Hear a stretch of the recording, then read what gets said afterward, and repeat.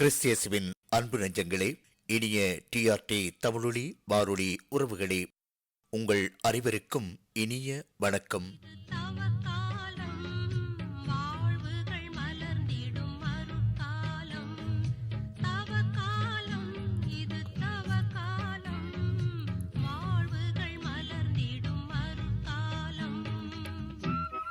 இன்றைய தவக்கால சிறப்பு நிகழ்ச்சியில் இடம்பெறுவது தவக்காலம் தரும் தெளிவு. இன்றைய இறை வார்த்தையோடு இணைந்த இறைவேண்டல், தவக்கால நற்சிந்தனை சிறப்பு நிகழ்வாக இடம்பெறுகின்றது. டென்மார்க்கிலிருந்து அமரபரி தியாகிகள் சபையைச் சேர்ந்த அருட்பணி ஜாய் பெராண்டோ அடிகளார் வழங்குகின்றார்.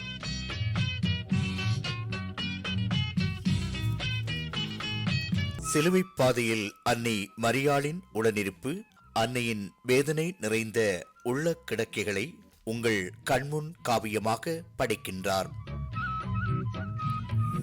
இந்த சிந்தனை அடங்கிய தொடரினை நீங்கள் பக்தியோடு கேட்டு பயணிக்க உங்கள் அனைவரையும் அன்போடு அழைக்கின்றோம்.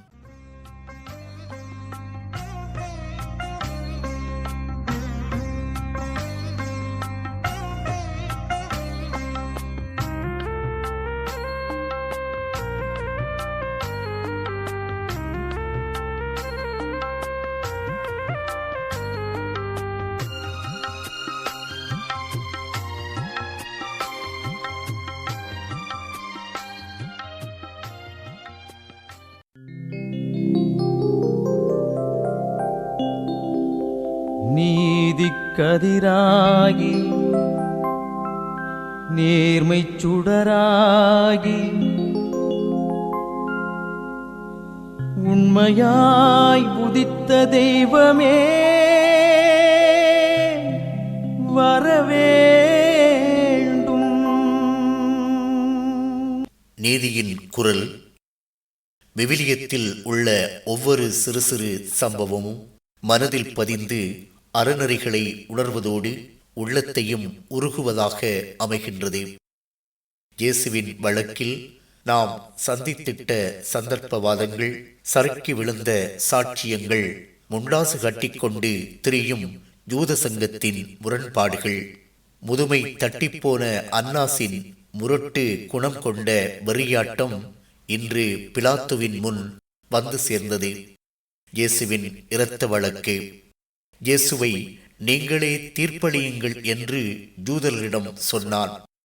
ஏற்கவில்லை அவர்கள். ஏரோதிடம் அனுப்பினான். அவனோ எள்ளி நகையாடி திருப்பிவிட்டான். வேறு வழியில்லை, குற்றமொன்றும் காணவில்லை என்று பலமுறை கூறியும் கேட்காததால் கடைசியாக பிலாத்து நீதியின் இருக்கையில் அமர்ந்தாள்.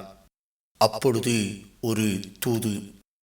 பிலாத்துவின் மனைவி கிளாடியாவிடம் இருந்து ஒரு செய்தி. அந்த நேர்மையாளரின் வழக்கில் நீர் தலையிட வேண்டாம், அவர் பொருட்டு கனவில் துன்புற்றேன்.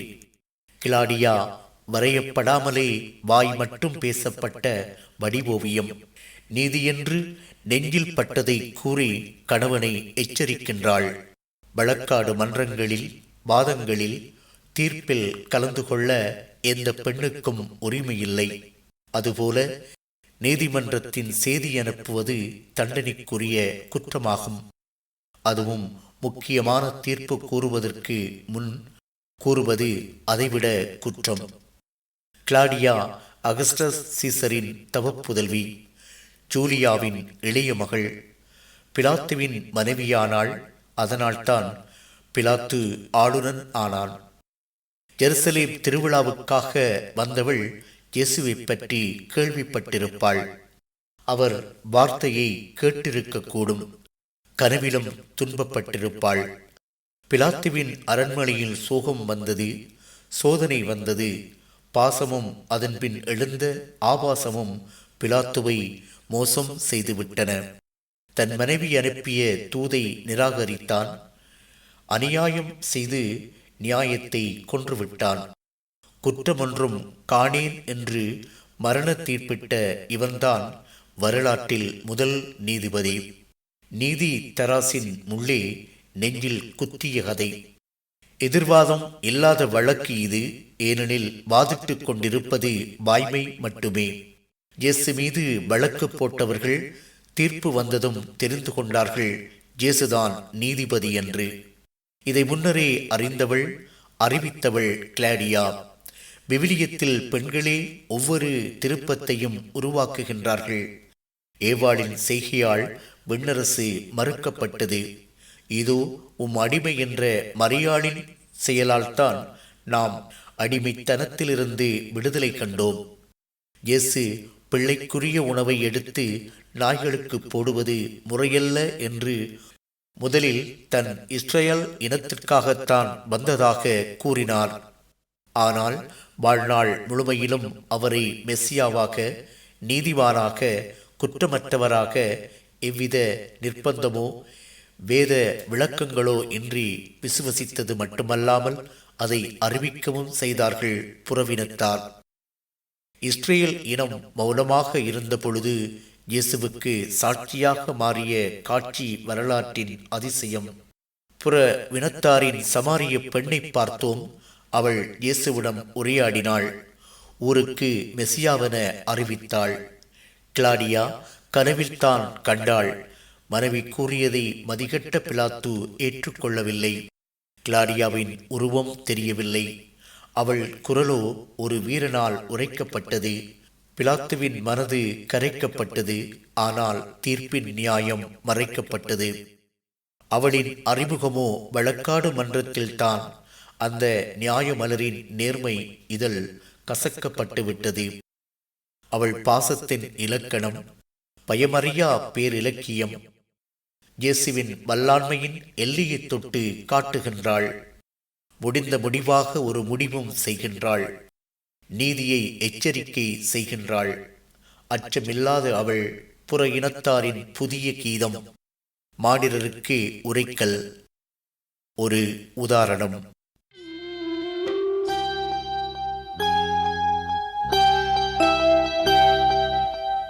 நீதியின் தேவனே வரவேண்டும், நிம்மதியம் வாழ்வில் தர வேண்டும். ஏழைகள் ஆற்றலே நீ என்றோ, அவர்தம் வீழ்ச்சி உன் தோல்வி என்றோ. நீதியின் தேவனே வரவேண்டும், நிம்மதியம் வாழ்வில் தர வேண்டும்.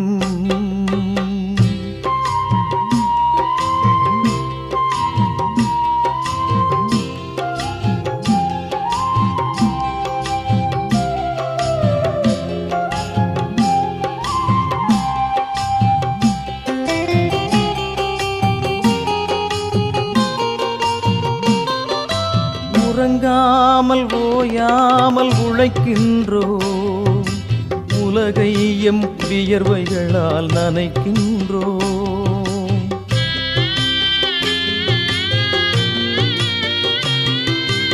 உறங்காமல் ஓயாமல் உழைக்கின்றோ, உலகையும் வியர்வைகளால் நனைக்கின்றோ. விளைகின்ற பொருளில் எமக்குரிமை இல்லை, விம்முகின்ற குரல்களுக்கு முடிவும் இல்லை. எம் தெய்வமே இறைவா, இறைவா, இறைவா. எம் தெய்வமே இறைவா, இந்நிலையில் இனி எமக்கு விடிவுண்டோ, முடிவுண்டோ, வாழ்வுண்டோ. நீதியின் தேவனே வரவேண்டும், நிம்மதியம் வாழ்வில் தர வேண்டும். முதல் வாசகம். கோவிலில் இருந்து தண்ணீர் வருவதைக் கண்டேன். அது பாயும் இடமெல்லாம் யாவும் உயிர் வாழும். இறைவாக்கினர் எசேக்கியேல் நூலிலிருந்து வாசகம். அதிகாரம் 47, இறைவசனங்கள் 1-9, மற்றும் 12. அந்நாள்களில் வானதூதர் என்னை கோவிலின் நுழைவாயிலுக்கு மீண்டும் அழைத்து வந்தார். அங்கு நான் கோவிலின் வாயிற்படியின் கீழிருந்து கிழக்கு நோக்கி தண்ணீர் வருவதைக் கண்டேன். ஏனெனில் கோவில் கிழக்கு நோக்கி இருந்தது. தண்ணீர் கோவில் மற்றும் பீடத்தின் தெற்கு பக்கத்திலிருந்து வந்தது. அவர் என்னை வடக்கு வாயில் வழியாய் அழைத்து வந்து கிழக்கு நோக்கிய வெளிவாயிலின் வெளிப்பகுதிக்கு இட்டுச் சென்றார். இதோ தண்ணீர் தெற்கு பகுதியிலிருந்து பாய்ந்து கொண்டிருந்தது. அம்மனிதர் கையில் ஓர் அளவு நூலை பிடித்துக்கொண்டு கிழக்கு நோக்கிச் சென்று 1000 முழம் அளந்தார். பின்னர் கணுக்காலளவு ஆழமுள்ள அத்தண்ணீர் வழியாய் என்னை அழைத்துச் சென்றார். அவர் மேலும் 1000 முழம் அளந்து என்னை முழங்காலளவு ஆழமுள்ள தண்ணீரில் அழைத்துச் சென்றார். மேலும் 1000 முழம் அளந்து இடுப்பளவு தண்ணீரில் என்னை நடத்திச் சென்றார். அவர் மேலும் 1000 முழம் அளந்தார். ஆனால் இப்போது அது ஆறாக ஓடியது. எனவே என்னால் அதை கடக்க இயலவில்லை. ஏனெனில் தண்ணீர் உயர்ந்து நீந்திப் போகுமளவுக்கு ஆழமுடையதாய் யாராலும் நடந்து கடக்க முடியாத ஆறாய் ஓடியது. அவர் என்னிடம், மானிடா, இதை பார்த்தாயா என்றார். பின்னர் அவர் என்னை ஆற்றின் கரைக்கு அழைத்துச் சென்றார். நான் அங்கே சென்றபோது ஆற்றின் இரு கரைகளிலும் எண்ணற்ற மரங்கள் நிற்கக் கண்டேன். அவர் என்னிடம் உரைத்தது, இத்தண்ணீர் கிழக்கு பகுதியை நோக்கி பாய்ந்து அராபாவில் சேர்கிறது. அங்கு அது கடலோடு கலக்கிறது.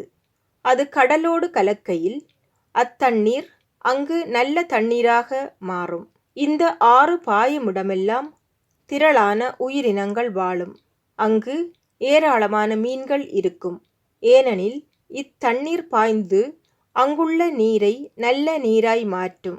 எனவே அது பாயுமிடமெல்லாம் யாவும் உயிர் வாழும். பல வகையான பழமரங்கள் ஆற்றின் இரு மரங்கிலும் வளரும். அவற்றின் இலைகள் உதிரா, அவற்றில் கனிகள் குறையா. ஒவ்வொரு மாதமும் அவை கனி கொடுக்கும். ஏனெனில் தூயகத்திலிருந்து தண்ணீர் அவற்றிற்கு பாய்கின்றது. அவற்றின் கனிகள் உணவாகவும் இலைகள் மருந்தாகவும் பயன்படும். இது ஆண்டவரின் அருள்வாக்கு. இறைவா, உமக்கு நன்றி. திருப்பாடல் 46. ஆண்டவர் நம்மோடு இருக்கின்றார், நமக்கு அரணாயும் இருக்கின்றார். ஆண்டவர் நம்மோடு இருக்கின்றார், நமக்கு அரணாயும் இருக்கின்றார்.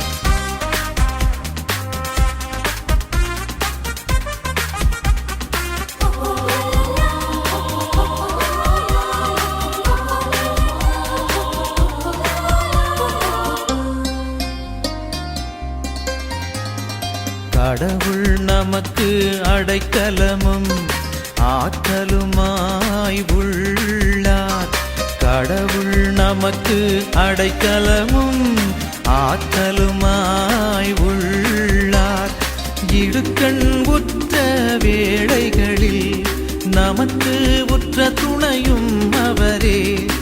ஆகையால் நிலவுலகம் நிலை குலைந்தாலும் மலைகள் ஆழ்கடலில் அதிர்ந்து நடுங்கினாலும் எங்களுக்கு அச்சம் என்பதே இல்லை.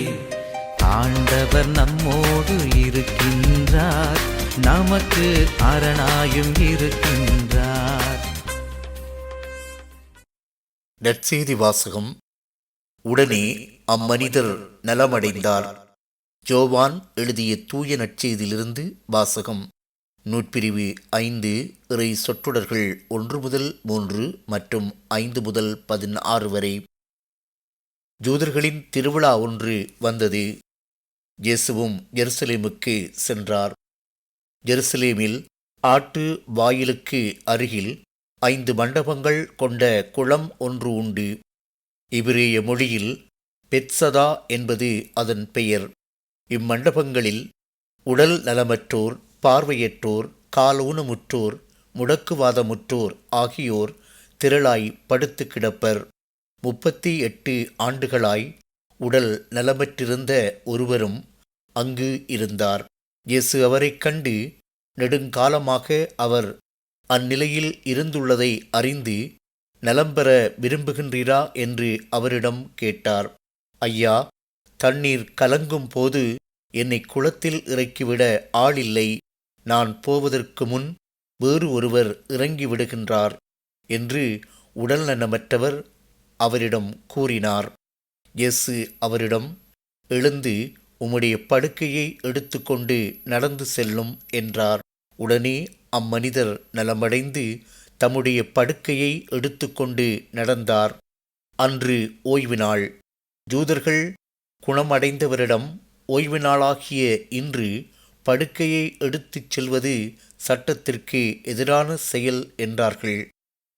அவர் மறுமொழியாக, என்னை நலமாக்கியவரே உம்முடைய படுக்கையை எடுத்துக்கொண்டு நடந்து செல்லும் என்று என்னிடம் கூறினார் என்றார். படுக்கையை எடுத்துக்கொண்டு நடந்து செல்லும் என்று உம்மிடம் கூறியவர் யார் என்று அவர்கள் கேட்டார்கள். ஆனால் நலமடைந்தவருக்கு அவர் யாரென தெரியவில்லை. ஏனெனில் அவ்விடத்தில் மக்கள் கூட்டமாய் இருந்ததால் இயேசு அங்கிருந்து நழுவி போய்விட்டார். பின்னர் இயேசு நலமடைந்தவரை கோவிலில் கண்டு, இதோ பாரும், நீர் நலமடைந்துள்ளீர். இதைவிட கேடான எதுவும் உமக்கு நிகழாதிருக்க இனி பாவம் செய்யாதீர் என்றார். அவர் போய் தன்னை நலமாக்கியவர் இயேசு என்று யூதர்களுக்கு அறிவித்தார். ஓய்வு நாளில் இயேசு இதை செய்ததால் யூதர்கள் அவரை துன்புறுத்தினார்கள். இது வாழ்வுதரும் கிறிஸ்து இயேசுவின் நற்செய்தி. கிறிஸ்துவே உமக்கு புகழ்.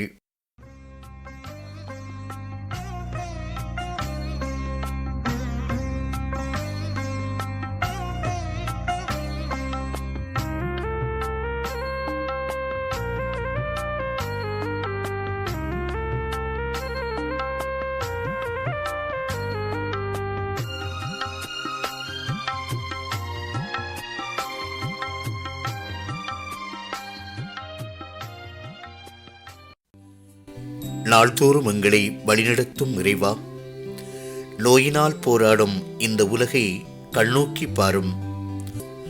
உமது இரக்கத்தினால் நாம் பாதுகாக்கப்படவும் நோயின் அச்சத்திலிருந்து விடுதலை பெறவும் அருள் புரிவீராக. இல்லங்களிலும் மருத்துவமனைகளிலும் நோயினால் வாடும் ஒவ்வொரு உள்ளங்களையும் தொட்டு குணப்படுத்தும். அவர்கள், ஆண்டவர் நம்மோடு இருக்கின்றார், நமக்கு அருளாயும் இருக்கின்றார் என்னும் நம்பிக்கை கொண்டு உம்மை மேலும் அன்பு செய்ய வரமருள்வீராக. 38 ஆண்டுகளாய் உடல்நலமற்றிருந்த ஒருவருக்கு நீர் செய்த அற்புதங்களை நாமும் இன்னும் அனுபவிக்க உமது இரக்கத்தை பொழிவீராக. முடக்குவாதமுற்றவனுக்கு கொடுத்த வாக்குறுதிகளால் எம்மையும் நிரப்புவீராக. எங்கள் வாழ்விலும் வசந்தம் வீச செய்வீராக. உரிமைக்காக போராடும் ஒவ்வொரு நாட்டு மக்கள் மீதும் உமது கருணை கண்களை வைத்தருளும். குறிப்பாக எமது தமிழ் மக்கள் எடுக்கும் ஒவ்வொரு நீதிக்கான செயல்பாட்டிலும் உமது அன்பையும் அருளையும் பொழிந்து நாங்கள் விரும்பும் விடுதலை வாழ்வை அளிப்பீராக. வறுமையில் வாடும் ஒவ்வொரு உள்ளங்களையும் வளம் பெற்று வாழ உதவும் கரங்களுக்கு வலுப்படுத்துவீராக. இந்த மன்றாட்டுக்களையெல்லாம் எங்கள் ஆண்டவரும் இயேசு கிறிஸ்துவின் வழியாக உம்மை மன்றாடுகின்றோம். ஆமேன்.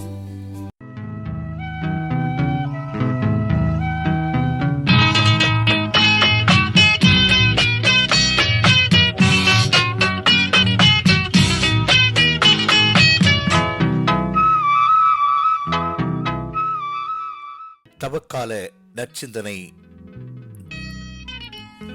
டென்மார்க்கிலிருந்து அமரபரி தியாகிகள் சபையைச் சேர்ந்த அருட்பணி ஜாய் பெராண்டோ அடிகளார். கண்கள் அழுதபடி ஏந்தும் கரங்கள்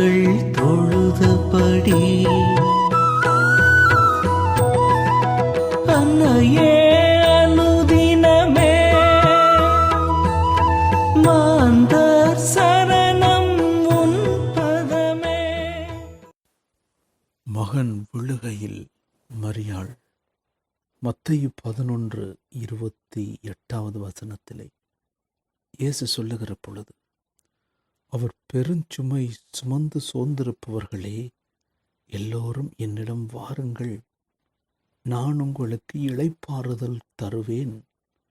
நான் கனிவும் மனத்தாழ்மையும் உடையவன். ஆகவே என் நுகத்தை உங்கள் மேல் ஏற்றுக்கொண்டு என்னிடம் கற்றுக்கொள்ளுங்கள். அப்பொழுது நீங்கள் உங்கள் உள்ளத்துக்கு இளைப்பாறுதல் கிடைக்கும். இயேசுவினுடைய இந்த சிலுவை துயரத்திலே சிலுவையின் பாரம் ஒரு பக்கம், மிகப்பெரிய பாரம் அது. ஏற்கனவே அவர் பலவீனப்பட்டிருந்தார். சிருஷ்டிகளின் காரமான சொற்களின் ஒரு பக்கம் வசைபாடி கொண்டிருந்தது. நம்பிக்கையாளர்கள் அவர்கள் நம்பிக்கை இழந்த ஒரு நிலைப்பாடு, சீடர்களின் ஒரு சிதறிய சிந்தனை, சிதறி ஓடிய சிந்தனைகள், உடல் வலு இழந்த அந்த இரத்தம் வெளியே போன அந்த நேரத்திலே மிகவும் இழைப்புற்று இயேசுநாதர் விழுந்திருக்கிறார். உண்மையாகவே வேதாகமத்திலையும் சரி, எங்களுடைய சிலுவை பாதைகளையும் சரி 3 முறைகள் விழுந்ததாக சொல்லப்படுகிறது. ஆனால் ஒரு தீவிரவாதி என்று தீர்க்கமாக சொல்லப்பட்டவர், துரோகி என்று முத்திரை அரசியல் கைதி என்று சொல்லி எல்லாராலும் அவமானப்படுத்தப்பட்டவர், புரட்சிக்காரன், குற்றவாளி என்று சொல்லி அவரை பிழையாக தீர்ப்பு வழங்கப்பட்ட ஒருவர் 3 முறை விழுந்தா என்ன, 300 முறை விழுந்தா என்ன, 30 முறை விழுந்தா யாராவது எண்ணிக்கொண்டிருக்க முடியுமா? எண்ணிக்கொண்டிருப்பாங்களா? இல்லை, அது அப்பாற்பட்டது. ஆனால் மரியாள் ஒவ்வொரு முறையும் தன் மகன் விழுகிற பொழுது அவனுடைய உள்ளத்தில் ஒரு பெரிய எழுச்சி, அது ஒரு அப்படியே இதயத்தை அப்படியே பறித்து இழுத்து பிடுங்கி வெளியில் போட்ட மாதிரியான ஒரு உணர்வு. பதறி துடிச்சு மகனை தாங்கி கொள்ள வேணும் என்று சொல்லி, தூக்கிவிட வேணும் என்று சொல்லி நினைத்தாலும் அது முடியாத ஒரு உணர்வு. இந்த விஷயத்தை நான் பேஷன் ஆஃப் கிரைஸ்ட் படத்தில் பார்க்கிற பொழுது இயேசுனுடைய சிறு பிள்ளை கால அனுபவங்களை அந்த இடத்துல நினைச்சிருந்தார்கள். இயேசுநாதர் சிறியவனாக இருக்கிற விழுகிற பொழுது மரியாள் ஓடி போய் தூக்கி எடுக்கிறது, மண்ணெல்லாம் தட்டி விட்டு புண் விழுந்து அடிவட்ட இடத்துல புண் இருக்குதான்னு சொல்லி பார்த்து தட்டி அதை மருந்து போட்டு, அந்த அனுபவங்கள் எல்லாத்தையும் அதில் சேர்க்கப்பட்டிருக்கிறது. உண்மையாகவே ஒரு ஆழமான ஒரு உணர்வை கொண்டு வருகிறது. இந்த இடத்துல மரியாள் மிகவும் வியாகுல உணர்வோடு, மிகவும் துக்ககரமான உணர்வோடு தான் இந்த நிகழ்வுக்குள்ளாலே போய் கொண்டிருக்கிறாள். விழுகைகளை பார்க்கிற பொழுது அவள் இயேசு தரையை அடிபடுற, அதாவது ஒரு தரம் பிடிக்கல, அப்படி மண்ணாக முகம் புதைகிற அளவுக்கு, முகத்தை அடிபடுற அளவுக்கு இயேசுநாதருடைய விழுகை இருந்திருக்கு. தான் நடக்க முடியாத ஒரு நிலப்பை, நாடி நரம்பெல்லாம் தளர்ந்து போயிருக்கிறது. இந்த நேரத்தில் மரியாள் ஒரு சீரேனூரான சீமோன் என்பவரை அவர் அந்த வற்புறுத்தப்பட்டு உதவி செய்தாலும் அந்த உதவியை பார்க்கிற பொழுது அந்த மரியாளுக்கு ஒரு மனசில் ஒரு குளிர்ச்சியான ஒரு தன்மை, இந்த மகனை தூக்கி எடுக்கிறதுக்கு ஒரு பிள்ளை ஒன்று வந்திருக்குதேன்னு சொல்லி, இது உண்மையாகவே ஒரு மனதை உருக்குகிற ஒரு காட்சி. இந்த இயேசு சொன்ன சில வார்த்தைகளை என்ன மரியாள் இந்த இடத்துல யோசிச்சிருப்பா. அதாவது, பெரும் சுமை சுமந்து சோர்ந்திருப்பவர்களே என்னிடம் வாருங்கள், உங்களுக்கு நான் இளைப்பாறுதல் தருவேன் என்று சொல்லுகிற அந்த வார்த்தைகள். ஆனால் இதே வார்த்தைகள் அன்னை மரியாளுடைய உள்ளத்திலே எதிரொலித்திருக்கும் இன்னொரு விதமாக, என் மகனே, என் செல்ல மகனே, என்னிடம் வா, என் உள்ளத்துக்கு வா, உனக்கு நான் ஆறுதல் தருகிறேன் என்ற வார்த்தைகள் உண்மையாக அன்னை மரியாள் வாயாலையும் சொல்லி இருப்பா. அந்த நேரத்தில் கடவுள் இந்த சீமோனூடாக இயேசுவுக்கு உதவி செய்கிறதுக்கு ஒரு கிருபை பண்ணி இருக்கிறார் என்று சொல்லி ஒரு மன சாந்தி ஏற்பட்டிருக்கிறது அன்னை மரியாளுக்கு.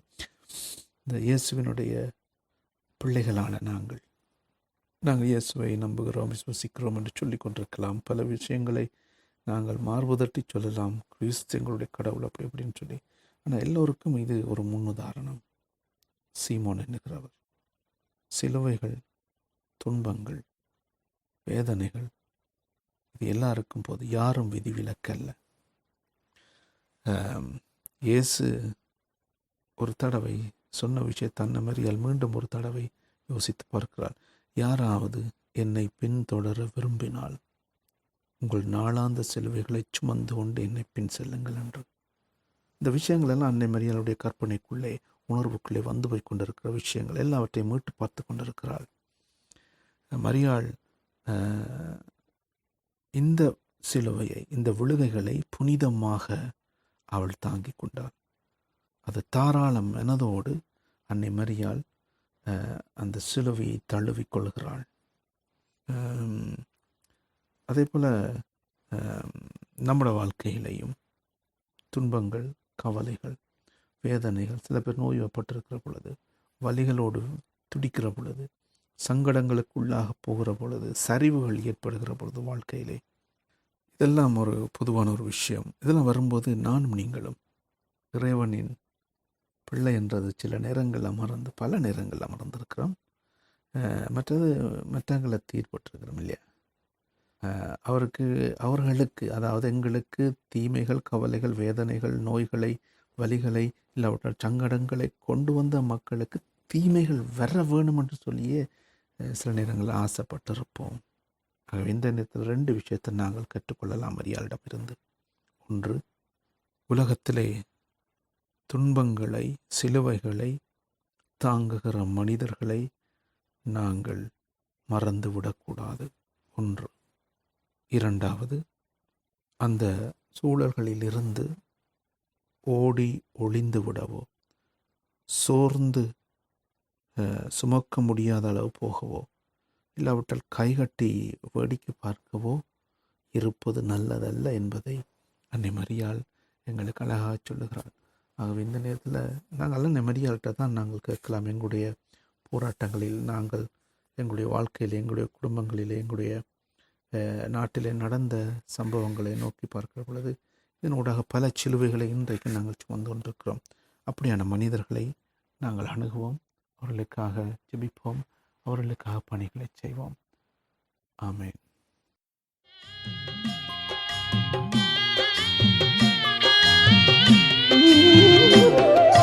லஞ்சத்தால் வாழ்வை விலை பேசிடுவார், பஞ்சம் என்னும் சங்கிலியால் பூட்டிடுவார்.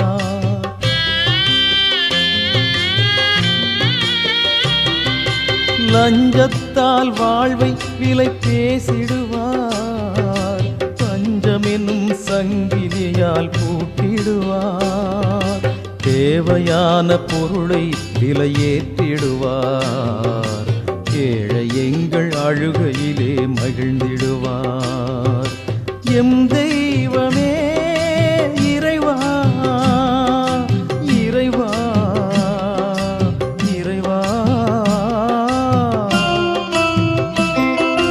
எம் தெய்வமே இறைவா, இந்நிலையில் இனி எமக்கு விடிவுண்டோ, முடிவுண்டோ, வாழ்வுண்டோ.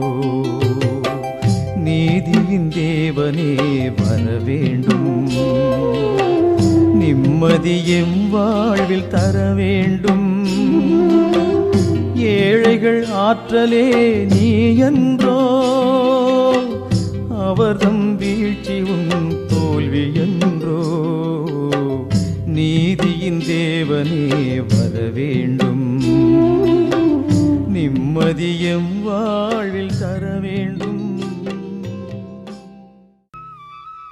தவக்காலம் இது தவக்காலம், வாழ்வுகள் மலர்ந்திடும் அருட்காலம். தவக்காலம் இது தவக்காலம், வாழ்வுகள் மலர்ந்திடும் அருட்காலம். நேர்கள் இதுவரை தவக்கால நற்சிந்தனை கேட்டீர்கள். இன்று தவக்கால நற்சிந்தனை வழங்கியவர் டென்மார்க்கிலிருந்து அமலமறை தியாகிகள் சபையைச் சேர்ந்த அருட்பணி ஜாய் பெர்னாண்டோ அடிகளார். அருட்பணி ஜாய் பெர்னாண்டோ அடிகளாருக்கு எமது மனமார்ந்த நன்றிகளை தெரிவித்துக் கொள்கின்றோம். எமது நிகழ்ச்சியினை டிஆர்டி தமிழொலி வானொலியுடன் இணைந்து செவிமடுத்த அன்புள்ளங்கள் அனைவருக்கும் இனிய வாழ்த்துக்களையும் நன்றிகளையும் தெரிவித்துக் கொண்டு உங்களிடமிருந்து விடைபெறுகின்றோம். நன்றி, வணக்கம் அன்பு நெஞ்சங்களே.